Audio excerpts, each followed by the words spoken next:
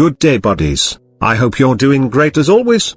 In today's video, I will be updating you on some of my ant colonies, or should I say the queen ants we caught last December 20th 20. The unknown SP queen, but I have now identified. And also the polyrakas and trapjaw queens. Anyway, welcome back buddies. And for those new to the channel, you're also welcome to DColonyyt. To begin with, let's go with this tiny queen, as she will be taking most of our time, cause she got so much progress to show on this update. Anyway, she's on her second week on this clip. As we can see, she's a gorgeous, winged queen, as she didn't shed her wings. But now having pupas, larvas, and a new batch of eggs. This queen looks different in the naked eye buddies. Her head and gaster are darker than her thorax. They're dark brown to black in color. Unlike what we see here under a bright light, they're yellowish to orange. On her third week, a new colony was born. As the queen's first worker, or nanitic, has arrived. With her sisters, or the pupas beside her. That will eventually develop as workers in just few days.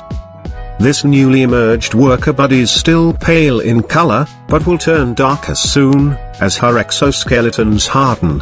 For me, this is one of the most exciting part of keeping pet ants, the arrival of the nanitics. Look at the queen caring for her babies, grooming, and arranging them. I can watch scenes like this for hours without getting bored, seriously. After few days, but still on their third week, more workers had emerged. The colony now has 7 total workers. Looks prolific, right buddies? After having several workers, I've now given the colony their first meal. Look at the workers feeding the queen, and their younger sisters. Anyway, the matured workers is dark brown in color buddies, but color black with the naked eye. And 2 to 3 millimeters in length. A small ant species indeed. This ants buddies are a colony of tawny crazy ants. Scientifically, Nilundria fulva. In March 2014, researchers concluded that formic acid helped tawny crazy ants survive fire ant venom in ant fights, 98% of the time.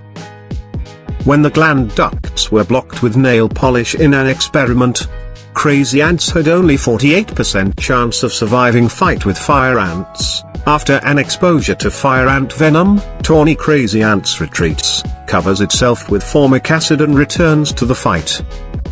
This is the first known example of an insect detoxifying another insect's venom. And the first discovery of an ionic liquid in nature, which results from mixing of formic acid with venom from fire ants. How formic acid acts as antidote against the much more toxic fire ants venom is unknown. Is that mind-blowing buddies, or what? I will conduct an experiment about that soon buddies, since we got this tawny crazy ants and fire ants colony. I want to see myself if this ants can really survive, or even defeat fire ants in a battle.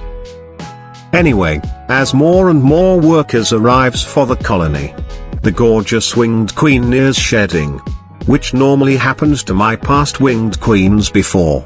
As the worker getting more and more curious about her wings, they will try to shred it slowly, to prevent the queen from flying away, and leaving the colony.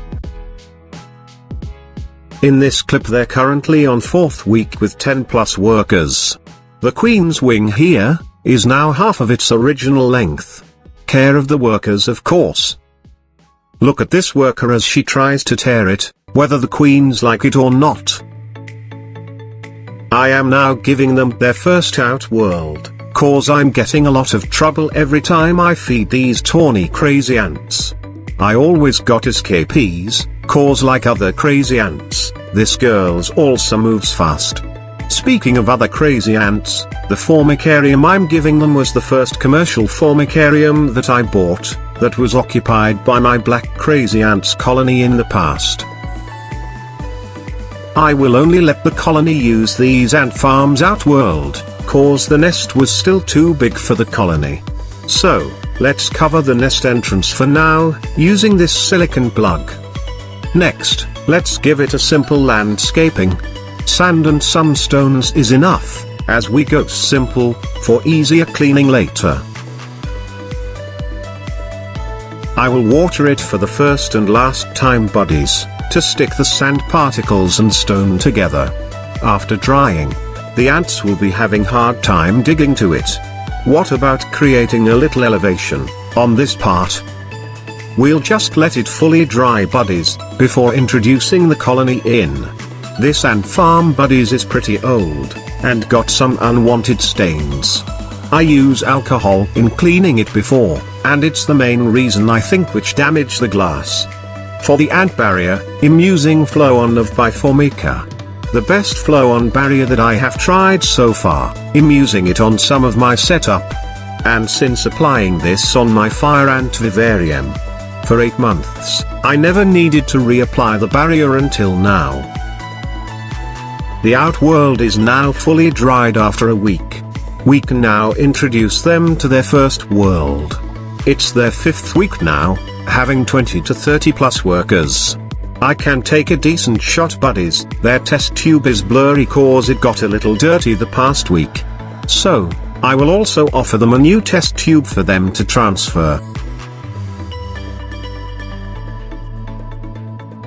The ants didn't waste time, and immediately explore the planet they have landed to.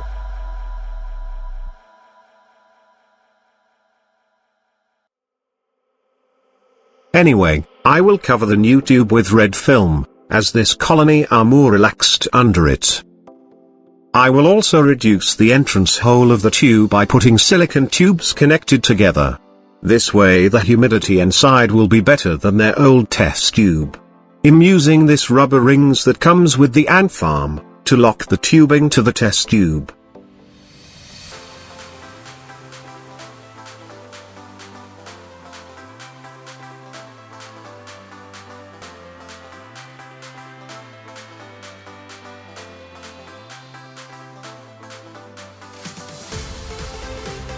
I hope the high humidity in the new test tube will attract the colony to transfer, ASAP. And let's give them some honey. It's my first time keeping this ant species, and I'm really excited for the colony's bright future. And of course excited to share it with you, buddies. The workers really looks like black crazy ant workers, especially from afar. Anyway, tawny crazy ants, buddies, are invasive species. Another addition to my invasive ant colonies. As of now, the colony rejects big chunk of foods. Maybe I should chop them to small pieces as usual, but what I do is, I'm feeding them insect nymphs. Since the beginning, it was their main protein source and they love it. I'm sure they will accept bigger insects, once the colony got tons of larvas to feed. They're on their 6th week on this clip, having 40 to 50 workers. They already transferred to the new tube, but they still used the old tube for some of the broods. I don't know if you can see it under the red film, buddies, but they got to tons of broods over there. They currently on their 8th week now, having not less than 100 of workers. I will now give them a water source to the outworld, as more and more workers now are staying here. Anyway, it will be 2nd or 3rd time I'm offering them a big meal, cause they don't accept it in the past. Now I can say that the colony is large enough, so let's try again. I have chosen a newly molted roach, for the ants to have easier time in penetrating the roach exoskeleton. I have observed that the repletes of the colony also go out and feed with the workers. Do you think this ants is a replete, buddies? I'm not sure if this species got repletes, but look at those huge gasters. Anyway, repletes are the colony's living food storage containers. They can store food, water, or anything feed to them by the workers. Other members of the colony, when hungry, can extract nourishment from them, through the process called trophallaxis, or the mutual exchange of regurgitated liquids, between adult social insects like bees, and our pet ants. Moving on, I have no experience on raising this ant species before. So it's like, I'm experimenting on some things with them. Like if they can't tear up insects' exoskeletons, I'll be considering to cut their next food. But some of you may tell that, why not just cut it already? Well, here's the thing, I want my every ant colonies busy as much as possible. Busy opening, or gathering their food, digging, building their nest, and so on. Cause for me, the more the workers are busy, the healthier the colony. The time I found out that they can't tear up their big foods like my black and yellow crazy ants colony do, I'll be cutting it up next time for sure. They are small ants species, but I don't want to judge them by their size. Cause pharaoh ants are much more smaller, but those girls can tear up anything I gave them. They're hardworking in tearing up armors of crickets, roaches, and even superworms and beetles. I don't cut or chopped any food I gave them since the beginning of their journey. And they can even powderized meats, like beef, or dried treats. Look buddies, they managed to penetrate to consume the inside of this roach. That's a good news. I'll be giving them a fully hardened roach next time. Then let's see if they can still tear it up. Anyway, finding our ant abilities is our responsibility as their keepers. And I seriously enjoy every experiments, and every part of it. Moving on our next queens. They will have quick update, as they don't really doing well to be honest. Like our Polyarchis queen, who got a file of eggs on her first week, but when I checked on her again, she had eaten her eggs, so I decided not to disturb her until next week. I know that she might be infertile, but I'm still hoping for the best. Unfortunately, one of the queens I caught last December was dead. I don't have an idea why, and what happened to the infandus queen. I found her dead in way to her 6th week. She's hunting and eating well. She also got files of eggs and some larvas, which I've given to my established Odontomachus infandus colony, which they accepted as expected. I'm really surprised of what happened to the queen, but it happens sometimes. I've planned to raise 2 colonies of Odontomachus infandus when I caught this new queen, to try to breed their islets in the future. But for now, it's impossible to make it. Maybe another time, cause this species isn't really that easy to raise in captivity. And this is it for the update of the latest queen ants and colony buddies. I just hope you have learned something from this video guys. Be a genie for the first time, by granting my wish and tapping the like and share button, that would help a lot. This is DColonyyt, saying goodbye. For now. But hoping to see you on my next videos.